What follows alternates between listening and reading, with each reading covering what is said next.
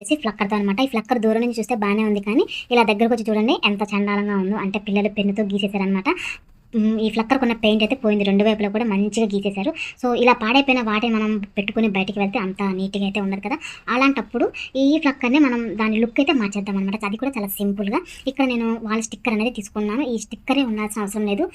Gift wrapping role ఉంటుంది కదా! అదైనా లేకపోతే క్రాఫ్ట్ పేపర్ అయినా ఉంటుంది కదా! దాన్నైనా సరే మనము ఈ పాడైపోయింది కదా ఫ్లక్కర్‌కి ఆ షేప్ వరకు మాత్రమే అతికించుకుంటే సరిపోతుంది. ఆ షేప్‌లో కట్ చేసుకొని ఫెవికాల్‌తో గాని అతికించుకోవాలి. ఇదైతే స్టిక్కర్ కాబట్టి నేను పైన ఇలా పీల్ తీసేసి అతికించేసుకున్నాను. అతికించిన తర్వాత కూడా ఇంకా ఎడ్జ్ అనేది చాలా నీట్‌గా ఉంటేనే ఇది చూడడానికి నీట్‌గా ఉంటుంది. ఇక్కడ ఈ స్టిక్కర్‌లనే కాకుండా కుందన్స్ కానీ, స్టోన్స్ కానీ ఏదైనా ఉన్నాయనుకోండి వాటినైనా సరే మనం మంచిగా దీనిపైన అతికించేసి డెకరేట్ చేసుకోవచ్చు. ఇక్కడ నేను ఒక సైడ్ మాత్రమే ఫ్లక్కర్‌కి అతికించాను చూడండి ఎంత నీట్‌గా ఉందో. ఇంకా రెండో వైపు కూడా అతికించుకుంటే చూడండి చాలా అంటే చాలా కొత్తగా అయిపోయిందనమాట. పాత ఫ్లక్కర్ లాగా అయితే అస్సలు కనిపించట్లేదు. స్టిక్కర్‌ని అతికించాం కదా అందుకోసం కొత్తగా అయితే మారిపోయింది. ఇప్పుడు దీన్ని మనం పెట్టేసుకొని బయటికి వెళ్ళినా సరే నో ప్రాబ్లమ్ అనమాట. తప్పకుండా ట్రై చేయండి. ఎలా అనిపించింది అనేది మాత్రం కామెంట్ సెక్షన్‌లో కామెంట్ చేయండి.